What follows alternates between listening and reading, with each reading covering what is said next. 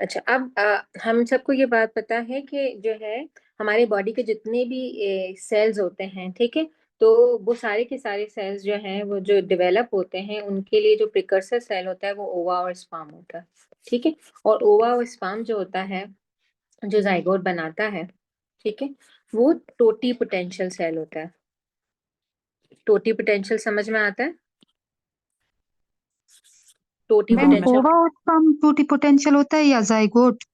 आप जाइगोट को बोल सकते हैं कि जाइगोट जो है वो टोटी पोटेंशियल होता है, ठीक है, सही। ओके। तो जो टोटी पोटेंशियल का क्या मतलब है कि उसके पास पोटेंशियल है किसी भी सेल में कन्वर्ट होने का, ठीक है, या जिनको हम कहते हैं कि लीनिएज है, जिससे कि पूरी बॉडी के सेल्स बनते हैं, यानी एक्टोडर्म, एंडोडर्म, मेसोडर्म, फिर उसमें डिफरेंशिएट होता है, ठीक है।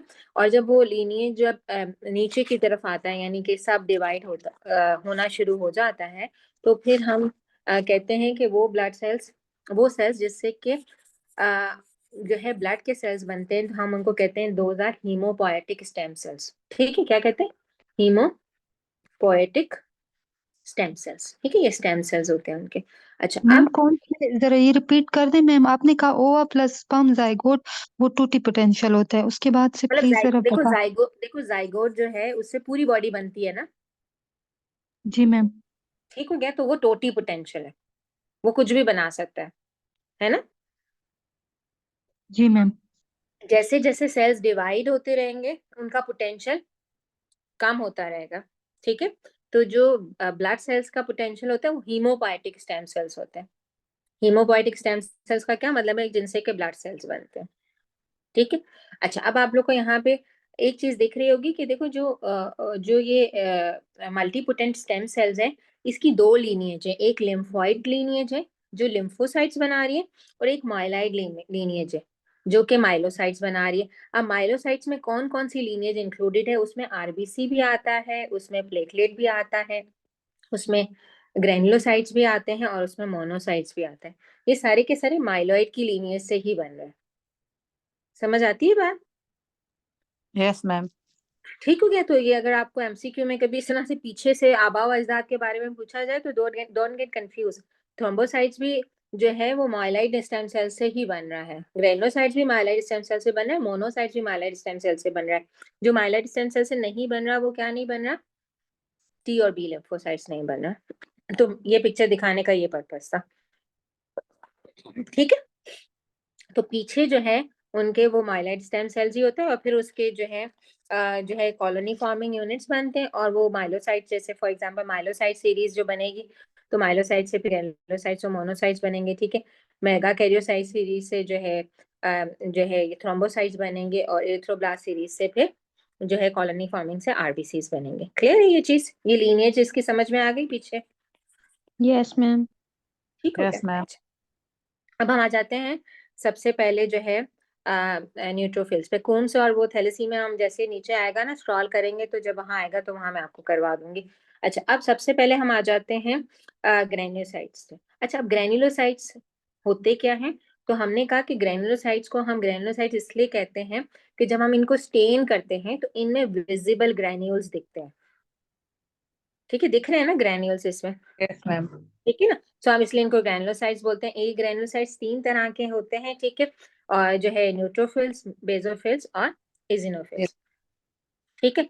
और जो है ए ग्रैनुलोसाइट्स को ए ग्रैनुलोसाइट्स इसलिए बोलते हैं कि उनके अंदर कोई विजिबल, जब हम नॉर्मल जो स्टेनिंग करते हैं उसमें कोई विजिबल ग्रैन्यूल्स हमें दिखते नहीं है। तो हमने कहा कि जो लिम्फोसाइट्स हैं और मोनोसाइट्स हैं ये ए ग्रैनुलोसाइट्स हैं, क्योंकि उनमें जब हम उनको स्टेन करते हैं तो उनमें विजिबल ग्रैन्यूल्स नहीं दिखते, ठीक है।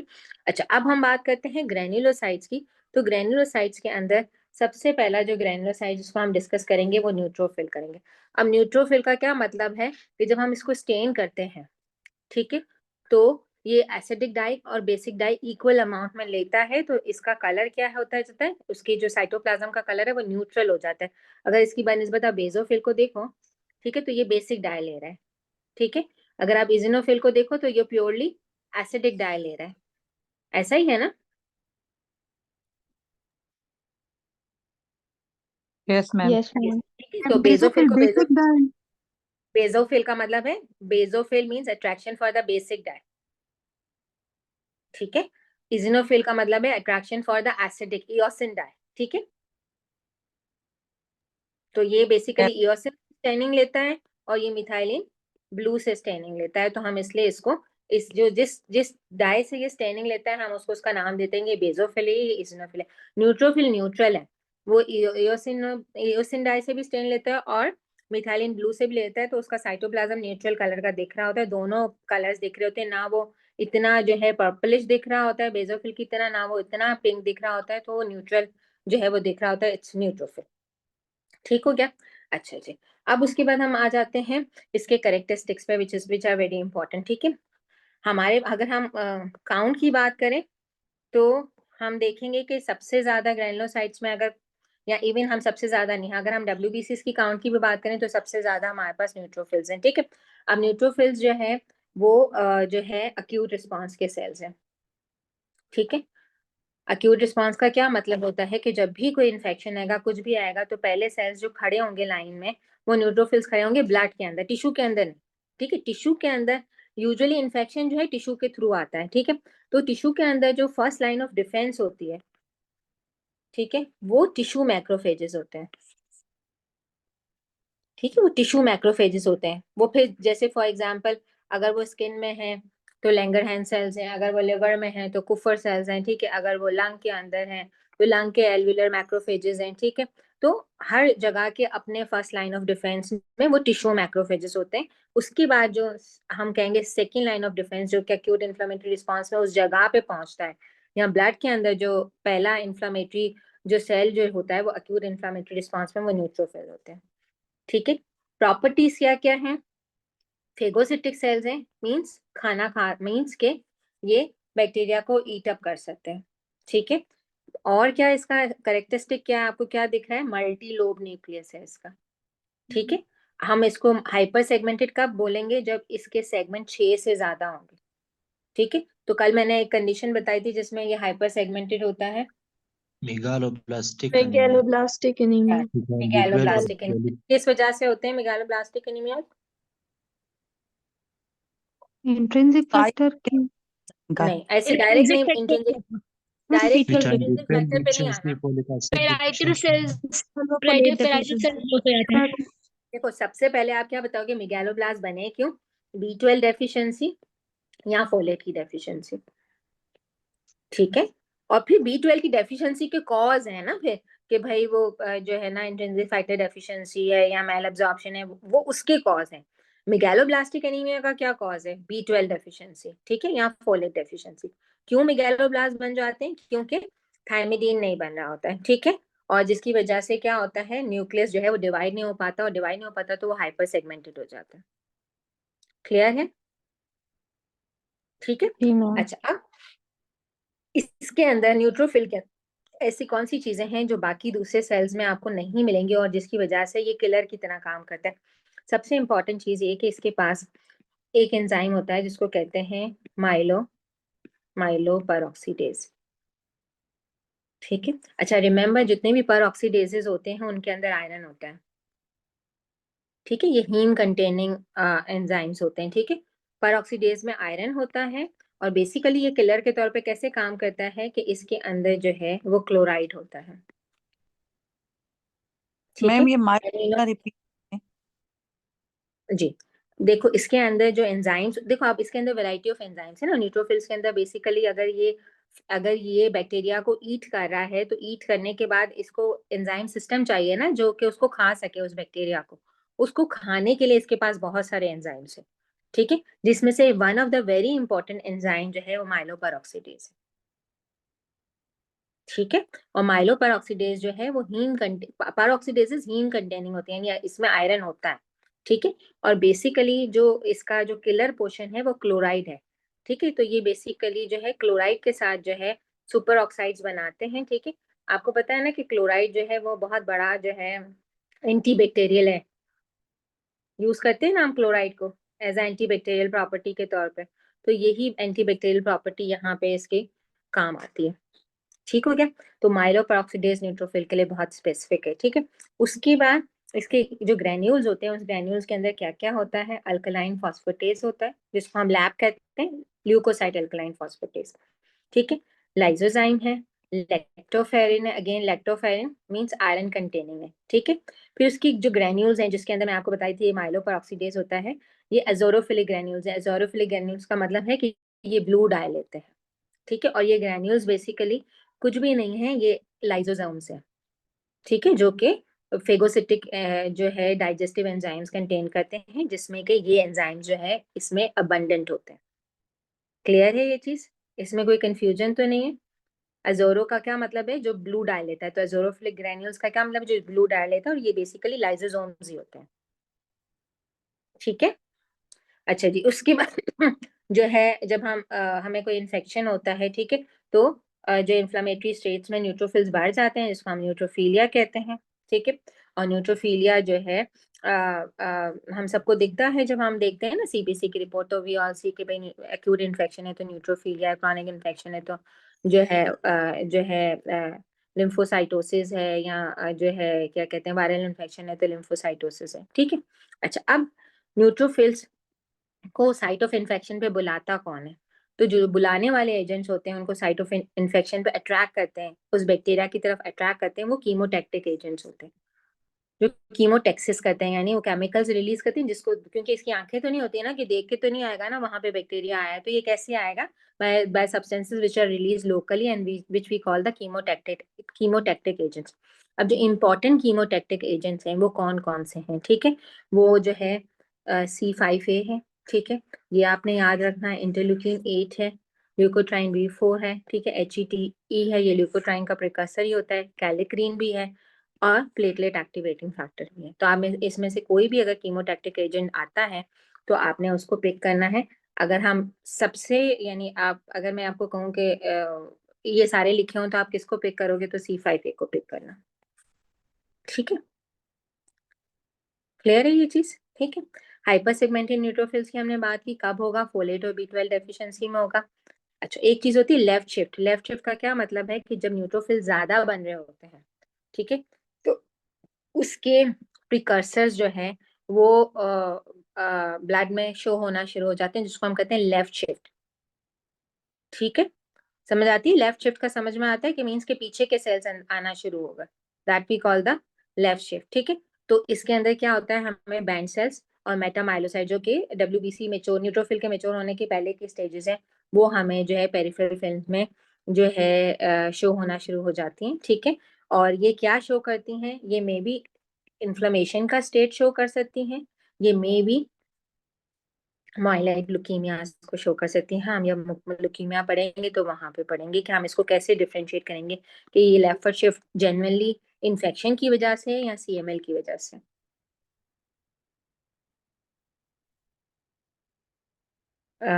किसका पेज नंबर पूछ रहे हो आप बेटा?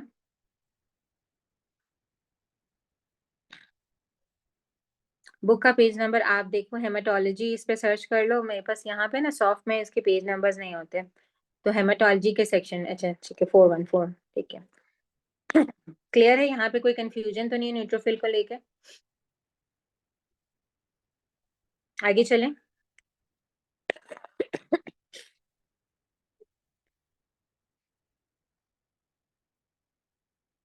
अब हम आ जाते हैं न्यूट्रोफिल के बाद, जो लाइन से आता जाएगा हम उसी को कवर करते जा रहे हैं। तो ऑल्दो हमें अब इजिनोफिल और बेसोफिल कवर करना था, लेकिन मोनोसाइट आ गया तो उसको कवर कर लेते हैं। मोनोसाइट भी जो है उसी आ, किसके सेंटर में होते हैं रानिया, किसके सेंटर में होते हैं न्यूट्रोफिल्स?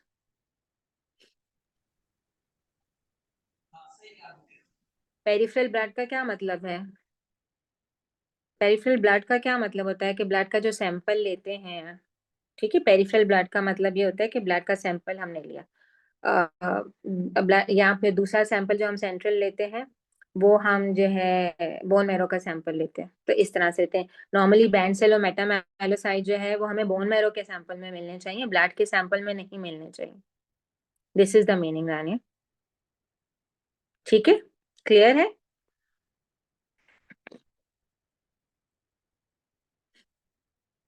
अच्छा जी, अच्छा अब मोनोसाइट्स, मोनोसाइट्स हम सबको पता है कि मैक्रोफेज में कन्वर्ट होते हैं, लेकिन ब्लड में नहीं कन्वर्ट होते, टिश्यू में जाके कन्वर्ट होते हैं। पेक्यूलर फीचर क्या है, किडनी शेप जो है इसका न्यूक्लियस होता है, और साइटोप्लाज्म यहाँ पे जो इसकी अपीयरेंस लिखी है फ्रॉस्टेड ग्लास अपीयरेंस का साइटोप्लाज्म होता है, यू कैन अप्रिशिएट इट, ठीक है। अच्छा जी, जब ये मैक्रोफेज या जब ये मोनोसाइट जो है, मोनो का मतलब होता है कि एक न्यूक्लियस है इसका, बाकियों के भी न्यूक्लियस एक ही है, मगर इसका क्या मतलब है कि ये सेगमेंटेड न्यूक्लियस नहीं है, ठीक है। और ये किस कैटेगरी का है, ए ग्रैनुलोसाइट्स की कैटेगरी का है, ठीक है। अच्छा, अब उसके बाद जो है जब ये टिश्यू में जाते हैं तो स्वेल हो जाते हैं, स्वेल होने के बाद जो ये सेल बनाते हैं उसको हम क्या कहते हैं, उसको हम कहते हैं मैक्रोफेज। मैक्रो का मतलब होता है बड़ा, मैक्रो का मतलब होता है बड़ा, ठीक है। मैक्रोफेज बड़े खाने वाले, ठीक है। तो न्यूट्रोफिल और मैक्रोफेज में डिफरेंस क्या होता है, न्यूट्रोफिल जब बने हैं तब भी वो एक्टिव है, मोनोसाइट ने नहीं करनी फेगोसाइटोसिस, ये नहीं करते फेगोसाइटोसिस, ठीक है, ये नहीं करे फेगोसाइटोसिस, ये जब तक मैक्रोफेज में कन्वर्ट नहीं होंगे तब तक ईटर नहीं बनेंगे, और मैक्रोफेज बड़े खाने वाले हैं। तो मोनोसाइट की डेस्टिनी, न्यूट्रोफिल की डेस्टिनी में क्या होता है कि अगर ये बैक्टीरिया को खाएगा तो उसके बाद ये मर ही जाएगा, ठीक है, तो ये पस का पार्ट बनेगा, ठीक है। जबकि मैक्रोफेज क्या है, वो अगर अगर वो बैक्टीरिया को खाएगा, ठीक है, तो उसके बाद ये जरूरी नहीं है कि इसकी डेथ हो जाए, ये सर्वाइव कर जाता है और अगले इन्फेक्शन के लिए वेट करता है। तो मैक्रोफेजेस ज्यादा पावरफुल फेगोसिटिक एजेंट्स होते हैं। Is this clear? These are powerful phagocytic. इसकी इसकी डेस्टिनी में, न्यूट्रोफिल की डेस्टिनी में अगर वंस ये इनकाउंटर करेगा, वैसे भी इसका लाइफ स्पैन कम है, और जब ये बैक्टीरिया को इनकाउंटर करेगा तो उसके बाद तो डेथ इसकी पक्की है। मैक्रोफेज ईट करने के बाद बैक्टीरिया को अल्टीमेटली इसकी डेथ हो जानी है। क्लियर है ये कॉन्सेप्ट? अच्छा जी, अब हम बात करते हैं मैक्रोफेज की। ब्लड मैक्रोफेज में का एक पूछा जाए तो मोनोसाइट्स जी, आएंगे, और अगर टिश्यूज में पूछा जाए तो फिर मैक्रोफेजेस आएंगे। हाँ, देखो बेटा, टिश्यू देखो, मोनोसाइट ना ब्लड के अंदर कोई फेगोसाइटोसिस नहीं करते, ठीक हो गया। मोनोसाइट टिश्यू में जाके मैक्रोफेज में कन्वर्ट होता है। हाँ, ऐसे कर लो, चलो अगर इस तरह कोई एमसीक्यू आया है तो चलो फाइन इनफ, न्यूट्रोफिल में, लेकिन न्यूट्रोफिल भी टिश्यू में जाके न्यूट्रोफिल्स ब्लड में भी फेगोसाइटोसिस कर सकते हैं, मगर यूजुअली न्यूट्रोफिल्स टिश्यू में जाके फेगोसाइटोसिस करते हैं, ठीक है। अभी हम पढ़ेंगे ना किस तरह से न्यूट्रोफिल्स जो है वो टिश्यू में जाते हैं। हमने कहा ना कीमोटैक्टिक एजेंट जहाँ पे उसको बुला रहेगा, वो देखो गुजर रहे होंगे यहाँ से, कैपिलरी से ये न्यूट्रोफिल्स गुजर रहे थे, ठीक है। यहाँ से चिल्लाने की आवाज आई, चिल्लाना मतलब यहाँ से कीमोटैक्टिक एजेंट रिलीज होना शुरू हुआ, ठीक है। और ये न्यूट्रोफिल्स ने क्या किया, ये एंडोथेलियल सेल्स थे, यहाँ से डायबिटीज होके वो यहाँ चला गया उसको बचाने के लिए, ठीक है। मोनोसाइट भी यही करता है, मोनोसाइट को भी चिल्लाने की आवाज आई, वो भी यहाँ चला गया, लेकिन मोनोसाइट क्या है, वहां जाके फिर स्वेल हुआ, फिर मैक्रोफेज में कन्वर्ट हुआ, और फिर इसने काम किया, ईटअप का काम इसने तब किया। बात समझ मैम आती है? न्यूट्रो करता है। सॉरी, मैम न्यूट्रो जैसे मोनोसाइट जाके मैक्रोफेज बन रहा है, तो न्यूट्रोफिल का थोड़ा बता दो neutrophil, ma'am. Neutrophil already active form में होता है, न्यूट्रोफिल को कुछ बनने की जरूरत नहीं होती, neutrophil already full mature form में होता है ईटअप करने के लिए। ठीक है मैम, इन्फेक्शन मतलब करवाता हाँ, इन्फेक्शन को रोकता है, इन्फेक्शन को खाता है, है जी, ठीक है। ठीक हो गया। इसको हम जैसे इसको है ना माइग्रेशन ऑफ न्यूट्रोफिल कहते हैं, इसका पूरा फिनोमेना है, इसके एमसीक्यूज आते हैं आपके पास। मैं आपको एक अभी है ना बाद में ग्रुप में एक शेयर करूंगी कि किस तरह से माइग्रेशन होती है। पहले माइग्रेशन में क्या होता है, न्यूट्रोफिल रोल करता है, ठीक है। रोल करने के बाद न्यूट्रोफिल जो है वो एंडोथेलियम सेल से आईकैम के थ्रू चिपकता है, चिपकने के बाद डायबिटीज होती है, डायबिटीज होने के बाद वो वहां पहुंचता है जहां पे इन्फेक्शन है। ये पूरा प्रोसेस होता है, और इस पे बहुत सारे एमसीक्यूज आए हुए हैं मेरा। एमसीक्यूज कंफ्यूजिंग नहीं है, once you will make your concept के हो क्या रहा है तो आप एमसीक्यू पिक कर लोगे। बल्कि मैं आपको एक काम करती हूँ, एक just give me a second, मैं आपको है ना वो स्लाइड ग्रुप भी कर लेंगे, ठीक है। जो मैं आपको बता रही हूँ कि सबसे पहले क्या होगा, रोल अडेशन होती है, फिर टाइट बाइंडिंग होती है, फिर उसकी डायबिटीज होती है, फिर माइग्रेशन होती है। ये पूरा प्रोसेस है, और हर प्रोसेस के लिए अलग अलग रिसेप्टर्स और कॉन्टेक्ट इन्वॉल्व होता है, ठीक है। अलग अलग चीजें इन्वॉल्व होती हैं, तो वो एमसीक्यूज में बहुत फ्रिक्वेंटली पूछा गया, आपको उसको अच्छे से रट्टा लगाना पड़ेगा। Basically that is a part of inflammation, pathology का पार्ट है वो, ठीक है। लेकिन हम अगर नहीं डिस्कस होगा तो हम, मुझे याद दिलाना, हम वहाँ डिस्कस कर लेंगे। Yes, marginal rolling adhesion and thrombosis. क्यों, what is thrombosis, why thrombosis? अच्छा जी, अब मैक्रोफेज पे मैम आ जाते हैं। ट्रांसमाइग्रेशन नहीं होगा? सॉरी, थ्रोम्बोसिस की जगह ट्रांसमाइग्रेशन नहीं होगा? Margination, rolling, adhesion and transmigration. Yes, thrombosis नहीं होता है इसमें। क्या ट्रांसपोर्ट? बेटा पूरा पूरा सवाल पूछो ना, ऐसे मुझे हिंट दे के पूछते हो, मुझे क्या बताओ क्या पूछ रहे हो बेटा। मैम वो शेयर हुआ था कि एम रेड जो है वो मार्जिनेशन, एडेशन है, और रोलिंग और थ्रोम्बोसिस है, तो ट्रांसमाइग्रेशन होगा या थ्रोम्बोसिस है? थ्रोम्बोसिस नहीं होता बेटा, ट्रांसमाइग्रेशन होता है, थ्रोम्बोसिस नहीं होता। मैं आपको शेयर करती हूँ वो जो है ना क्लास के बाद। अभी हमें कंटिन्यू करें, फिर टाइम बहुत जाएगा, ठीक है। यहाँ ब्रेक होगी ना तो मैं आपको फिर शेयर करती हूँ। अच्छा जी, अब मैक्रोफेज जो है ना उसके बहुत सारे काम है। एक तो वो ईटर है, दूसरा वो एपीसी भी है। एपीसी क्या होता है कि वो लिम्फोसाइट सिस्टम को एंटीजन प्रेजेंट करता है कि भाई ये दुश्मन आया है, इसके अगेंस्ट एक्टिव इम्यूनिटी प्रोड्यूस करो, ठीक है। तो ये एपीसी भी है, यानी एंटीजन प्रेजेंटिंग सेल भी है। इसके अलावा दूसरे एपीसी कौन कौन से हैं वो भी हम थोड़ी देर में पढ़ेंगे। बी लिम्फोसाइट भी एपीसी है, डेंड्राइटिक सेल्स भी एपीसी हैं, ठीक है। तो हम उसके बारे में बात करेंगे, लेकिन अभी आप पहले पे याद रखो कि ये एंटीजन प्रेजेंटिंग सेल्स है। इम्यूनिटी जब हम पढ़ेंगे तो उसमें हम एपीसी का रोल डिटेल में पढ़ेंगे, ठीक है। फेगोसाइट करता है, किस चीज को फेगोसाइट करता है? सिर्फ ये बैक्टीरिया खाने के लिए नहीं बैठा हुआ, ये हमारी बॉडी के जितने भी डेड सेल्स होते हैं उनको खाता है। तो जो आरबीसी को भी खाता है वो भी यही खाता है, ठीक है। तो जो ओल्ड आरबीसी स्प्लीन से गुजरते हैं उनको खाने वाला भी मैक्रोफेज ही है, ठीक है। सेलुलर डेब्रीज होती है, इनको भी ये खाता है, ठीक है। इसकी लाइफ जो है टिश्यूज में लॉन्ग होती है। ये ज्यादा देर ब्लड में नहीं रहता, वहां से ये जो है माइग्रेट करके वहां टिश्यू में आ जाता है, ठीक है। अच्छा जी, उसके इसको कौन एक्टिवेट करता है? गामा इंटरफेरॉन्स, ठीक है, ये इसको एक्टिवेट करते हैं। अच्छा जी, जो एपीसी जो होते हैं वो एंटीजन प्रेजेंटिंग सेल्स काम करते हैं थ्रू एमएससी प्रोटीन्स। तो अब MSC1 और MSC2 अगेन हम इम्यूनिटी में डिस्कस करेंगे कि MSC1 क्या, MSC2 क्या। और कहाँ आपको मैक्रोफेजेस मिलेंगे? एमसीक्यूज के अंदर आपको मिलेंगे ग्रेनुलोमा के कंपोनेंट में।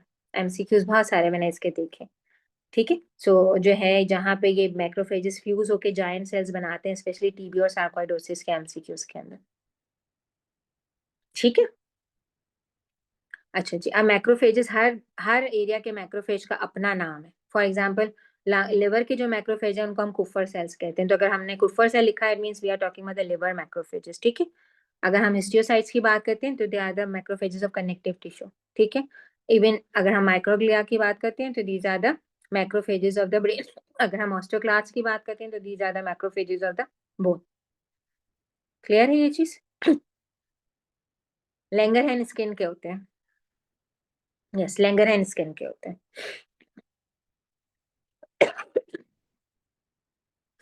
अच्छा जी, उसके बाद आ जाते हैं डेंड्राइटिक सेल्स। डेंड्राइटिक सेल्स जो है ये बेसिकली लिंकेज होते हैं बिटवीन इनेट एंड एक्टिव इम्यूनिटी का। ये एपीसीज होते हैं, एंटीजन प्रेजेंटिंग सेल्स होते हैं, ठीक है। और ये एंटीजन प्रेजेंटिंग सेल्स होते हैं। हम जब ये एमएससी प्रोटीन्स करेंगे, मेजर हिस्टोकम्पैटिबिलिटी कॉम्प्लेक्स की प्रोटीन्स करेंगे, तो वहां पे हम इसको डिस्कस करेंगे। अभी आप याद रखो कि ये फेगोसिटिक भी होते हैं और ये एपीसीज भी होते हैं, और ये लिंक मैम होते हैं और ये अक्वायर। न्यूरॉन के डेंड्राइट्स में होते हैं जो नहीं नहीं, ये डेंड्राइट्स नहीं, ये डेंड्राइटिक सेल्स है। दीज आर मैम ये द, होते यू कैन कहाँ से पे? कहाँ पर होते हैं? ब्लड में ही होते हैं बेटा, और टिश्यूज में होते हैं, ठीक है। एपीसीज हैं, ये एंटीजन प्रेजेंटिंग सेल्स हैं। ये डेंड्राइट्स नहीं है, ये डेंड्राइटिक सेल्स हैं, टिश्यूज में होते हैं, ओके मैम। ठीक हो गया। तो ये भी बहुत इंपॉर्टेंट एपीसी है। तो एमसीक्यूज में पिछली दफा बहुत सारे में आया था, ये सारे लिखे हुए थे और उनमें से सबसे ज्यादा वो पूछा हुआ था जो मेरे हिसाब से जो सबसे इम्पोर्टेंट एपीसीज हैं जो बनते हैं ना, उन वो एपीसीज जो है डेंड्राइटिक सेल्स और मैक्रोफेजेस बनते हैं, जितना मैंने सर्च किया था, ठीक है। फिर भी आप लोग देख लेना कि आपकी की में ज्यादा सूटेबल कौन सा उसमें अप्रोप्रिएट है। अच्छा जी, उसके बाद हम आ जाते हैं अगेन ग्रैनुलोसाइट्स में, इजिनोफिल्स पे और बेसोफिल्स पे। इजिनोफिल्स को इजिनोफिल्स इसलिए कहते हैं कि ये पिंक डाई लेते हैं, ठीक है, एसिडिक डाई लेते हैं। एसिडिक डाई क्यों लेते हैं? क्योंकि इनके अंदर जो है वो बेसिक प्रोटीन्स होती है, तो we know that the basic protein will attract the acidic dye. Agree? ठीक है। डीएनए क्यों पर्पल डाई लेता है? क्योंकि डीएनए के अंदर एसिड होता है, न्यूक्लियस, ठीक है, तो वो जो है न्यूक्लियस जो है वो पर्पल डाई लेता है, ठीक है। तो इसके अंदर क्या होता है, ये प्रोटीन्स होती हैं जो बेसिक होती हैं, तो ये एसिडिक डाई लेती हैं। इनका जो पेक्यूलर है, ये किस तरह से न्यूट्रोफिल से डिफरेंट है, ये आपको पता होना बहुत जरूरी है, ठीक है। एक चीज, इनके न्यूक्लियस जो है वो मल्टीलोब नहीं होते, बायलोब होते हैं। दूसरी चीज, ये मेनली जो है पैरासाइट इन्फेक्शन के अगेंस्ट डिफेंस करती है। अब ये इतने छोटे छोटे हैं, पैरासाइट्स तो बड़े होते हैं, तो ये कैसे उसके अगेंस्ट डिफेंस करती है? अब ये पैरासाइट है बड़ा सा, ठीक है, अजीब सा मैंने बना दिया, ठीक है, ये फॉर एग्जाम्पल पैरासाइट है। तो अब ये क्या करते हैं, इजनोफिल्स इनके अराउंड ना इस तरह से लाइन अप हो जाते हैं, ठीक है, ऐसे लाइन अप हो जाते हैं, और फिर इसकी मेम्ब्रेन को पंचर कर देते हैं, और अपनी जो मेजर बेसिक प्रोटीन होती है ना इसमें इन्फ्यूज कर देते हैं, ठीक है। इस तरह से ये बड़े से पैरासाइट्स को जो है ना वो किल कर पाते हैं। समझ में आई बात? क्लियर हुआ किस तरह से ये बड़े बड़े पैरासाइट्स को ईट अप करते हैं? ईट नहीं कर सकते ये उसको, इतने बड़े पैरासाइट को, जो चीज आपकी साइज से बड़ी हो, क्या आप उसको खा सकते हो अपने मुंह से? ठीक हो गया? तो इस तरह से। अच्छा जी, तो मेजर बेसिक प्रोटीन जो है बहुत हाईली टॉक्सिक होती है, जो पैरासाइट को किल करने के लिए काम करती है।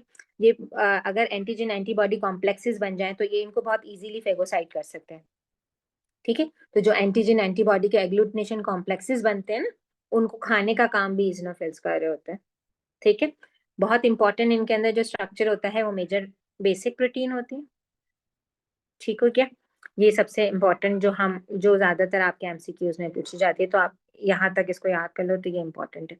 अच्छा जी, इजिनोफीलिया के कॉजेस एमसीक्यूज में जो है ना, इजिनोफीलिया के कॉजेस में सबसे ज्यादा जो मैंने देखा है ना, पैरासाइट तो हम सबको याद ही रहता है, ठीक है, और इजिनोफीलिया के कॉजेस में ना एड्रिनल इनसफिशिएंसी, क्योंकि कॉर्टिसोल नहीं होता ना, कॉर्टिसोल का बढ़ना जो है वो इजिनोफिल्स की काउंट को कम करता है, डिक्रीज करता है। तो जब एड्रिनल इनसफिशिएंसी होती है तो कॉर्टिसोल नहीं होता, तो इजिनोफीलिया हो जाता है, ठीक है।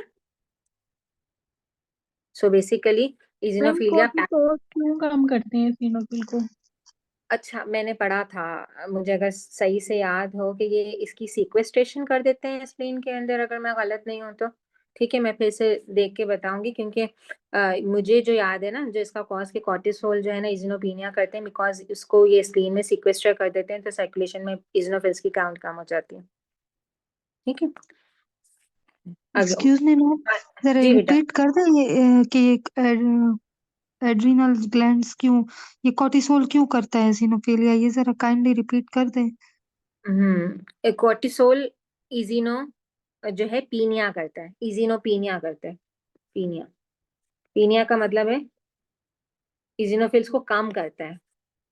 वैसे भी आपको पता है ना कि कॉर्टिसोल जो है ना वो एंटी इन्फ्लामेटरी है ना, सारे उसका बहुत इंपॉर्टेंट फंक्शन है एंटी इन्फ्लामेटरी। तो ये इजिनोफिल्स भी नो ना कि इन्फ्लामेशन को बहुत एनहांस करते हैं, ठीक है, एंटीजन एंटीबॉडी को खाएंगे, इन्फ्लामेशन को एनहांस करेंगे, तो कॉर्टिसोल इजिनोपीनिया करता है। सवाल यहाँ से पूछा गया था कि कैसे करता है, ठीक है, तो उसमें कैसे का जवाब दे रही थी कि जो आई थिंक मैंने पढ़ा था कि वो स्प्लीन के अंदर उसकी सीक्वेस्ट्रेशन कर देता है, जिससे इजिनोफिल की काउंट कम हो जाती है, ठीक है। सो बेसिकली करता तो इजिनोफीलिया, क्यों करता है उसका रीजन हमें पता है, क्योंकि उसको इन्फ्लामेशन को कम करना है।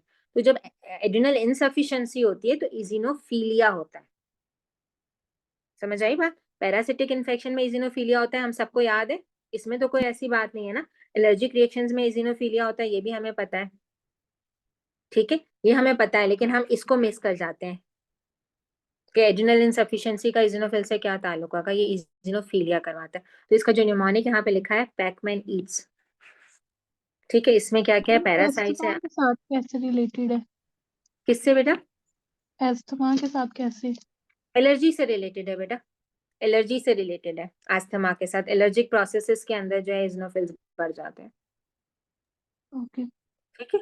Parasites, chronic adrenal insufficiency, myeloproliferative disorders, neoplasias, and then इजिनोफिलिक ग्रैनुलोमेटोसिस। ठीक है, तो ये बेसिकली जो जो एमसीक्यू में ज्यादा आया हुआ है ना, वो पैरासाइट आया हुआ है और ये आया हुआ है जो मैंने देखा हुआ है।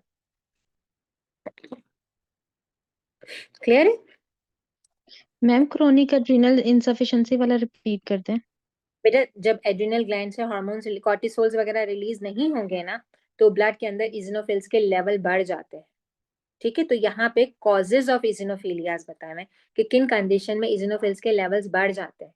हम सबको पता है पैरासिटिक इन्फेक्शन में बढ़ते हैं, apart from that allergic reactions में बढ़ते हैं, एलर्जिक प्रोसेसेस में बढ़ते हैं, एड्रिनल इनसफिशिएंसी में भी बढ़ते हैं, क्योंकि कॉर्टिसोल का एंटी इंफ्लेमेटरी रोल खत्म हो जाता है। क्लियर है? यस मैम याद आ गया। बेजोफिल्स जो है, बेजोफिल्स मेनली जो होते हैं, बेजोफिल्स और मास्ट सेल्स ये भाई भाई हैं। ठीक है, या बहन भाई हैं, जो भी आप बना लो इनको। ठीक है, सो बेजोफिल सर्कुलेशन में होते हैं और उसी की तरह के सेल्स जब टिश्यूज में होते हैं तो ये मास्ट सेल्स होते हैं। ये बेजोफिल्स कहाँ होते हैं? बेसिकली इनका जो इम्पोर्टेंट जो है, एक तो ये एलर्जिक रिएक्शन को मीडिएट कर रहे होते हैं, एक काम इनका। दूसरा, ये जहां जहां सर्कुलेशन स्लो होती है ना, वहां बेजोफिल्स होते हैं। ठीक है, तो बेसिकली सर्कुलेशन स्लो होती है, वहां पे बेजोफिल करते क्या है, क्योंकि इनके पास हैपरिन होता है। तो जहां सर्कुलेशन स्लो होती है तो वहां पे हैपरिन और हिस्टामिन बेसिकली रिलीज करके उस सर्कुलेशन को एंटी कोगुलेंट स्टेट में रखना चाह रहे होते हैं, जो अगर एक्सेजरेटेड रिस्पांस हो जाए तो एलर्जी हो जाती है। ठीक है, सो इनके अंदर ल्यूकोट्राइन्स भी सिंथेसाइज होते हैं जो कि वो रिलीज करते हैं। नॉर्मल फॉर्म में रिलीज करें तो ठीक है, ज्यादा फॉर्म में रिलीज करें तो हम कहें हम एलर्जिक होगा। ठीक है, नॉर्मली बेजोफिलिया नहीं होता, स्लो सर्कुलेशन लंग्स में होती है। ठीक है, तो इसीलिए ये वहां पर होते हैं। ठीक है, तो जहां जहां स्लो सर्कुलेशन होती है वहां बेजोफिल्स होते हैं। ठीक, जहां पे ये खतरा होता है कि कोगुलेशन हो जाए स्लो सर्कुलेशन की वजह से, वहां पे ये बैठे होते हैं to release that slow heparin. अच्छा जी, बेजोफिलिया जो है अनकॉमन है, लेकिन अगर बेजोफिलिया मिलता है तो it's a sign of the CML, हो सकती है माइलोप्रोलिफरेटिव डिसऑर्डर। ठीक है, अच्छा जी, इसी इसी का भाई दूसरा जो कि टिश्यू में बैठा